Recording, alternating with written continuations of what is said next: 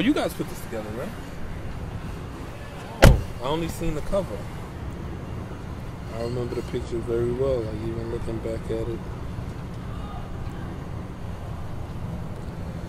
Shit, it's a lot of joints on here I like. It's hard to tell.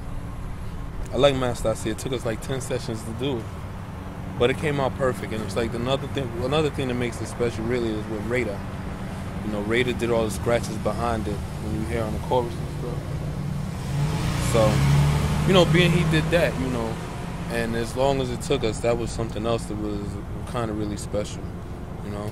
Back then, sampling was secrecy, and it was like who had the hottest sample, the holy grail, you know, the rarest sample.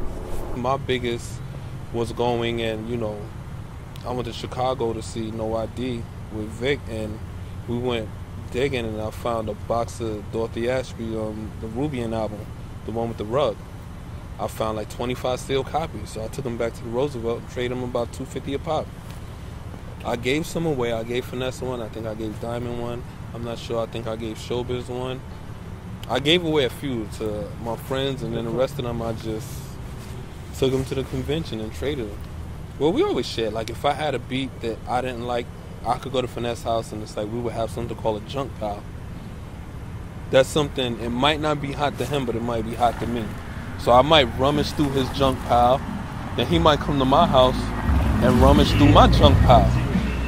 And it's like he might find something with that, and the same thing. It's like, or if he had a record that, you know, he wanted to flip, you know, we might do the same thing. When you look at it like that, you know, you make a record, it's like I could get a record from him, he could get a record from me. So it's nothing. Even with like Mr. Walt and everybody, we all used to be around, and it's like we used to go record shopping. You know, we would go to the studio together, we would crash each other's sessions, we would talk on the phone late night, we were all cool. And I think like right now, the new generation that's about to come in, they remind, like meeting some of these guys, they remind me of that. Because they have the love in their heart, because there's no money in the game. So while they're coming in, it's like they're just like, hey, you know what, let's just make some good music.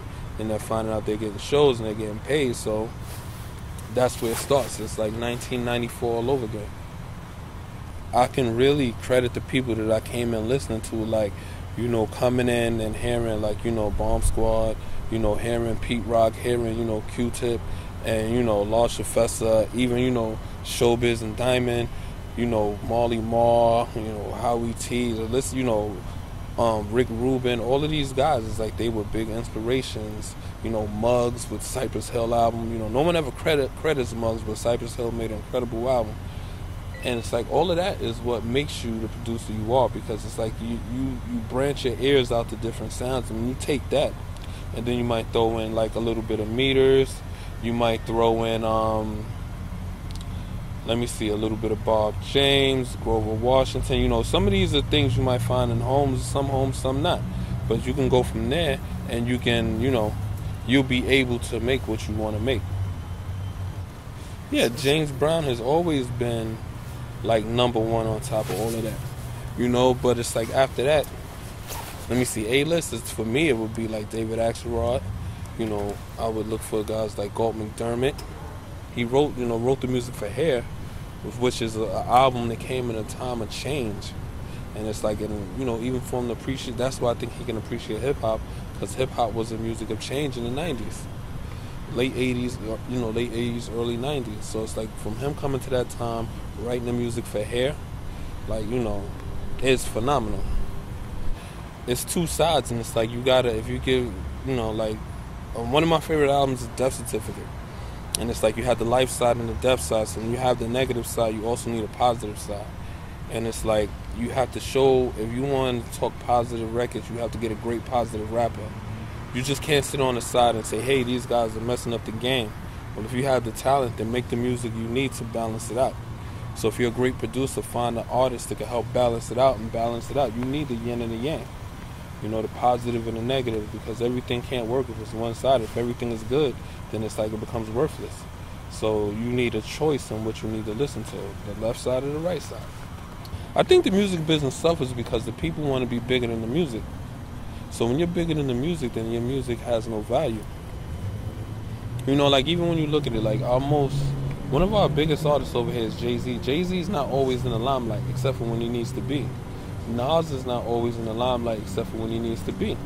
Like, you have all these artists who's always on in the limelight doing something other than music because their career suffers. You know? If you're a new artist and come out and it's like you just pop off, 9 times out of 10 they're gonna make you a trendy artist. But if your culture, like, let's take Bootsy Collins, right? We know where he made a whole different type of sound than James Brown, but he came from James. That's what I'm like. Parliament, Funkadelic, all of that. You know, George Clinton. When you look at these guys, they all came from something else. So they were interns in their own right. Learned the game, learned the music, went off and did great things.